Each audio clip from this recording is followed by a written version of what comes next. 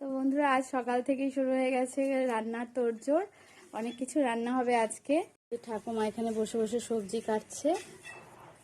দেখো, মাছ, বড় মাছের ঝোল হবে আলু ফুলকপি দিয়ে। এখানে লাউ শাক, এখানে মাংসের জন্য আলু আর পেঁয়াজ রসুন কাটা হচ্ছে।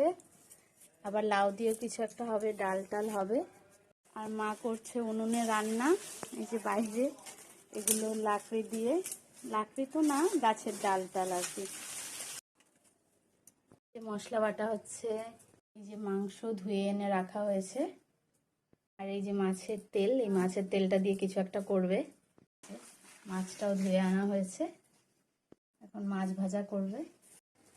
এদিকে ভাতও হয়ে গেছে, দেখো ধোয়া উঠছে।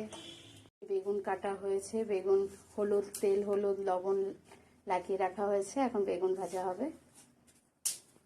আর বন্ধুরা, তোমরা অনেকেই বলো যে আমি রান্না পারি কিনা। হয়তো পারি না, রান্না করতে দেখো না, কিন্তু সাধারণত মা রান্না করতে দেয় না। কিন্তু আজকে একটা ভালো সুযোগ, অনেক কিছু রান্না হবে, তাই ভাবলাম আমিও কিছু একটা করি। আর মাংস রান্না করতে খুব ভালো লাগে, তাই ভাবলাম মাংসটা করি আর তোমাদের সাথেও শেয়ার করব। তো বন্ধুরা, এখন রাখছি, পরে রান্নার সময় আবার কথা হচ্ছে। টাটা।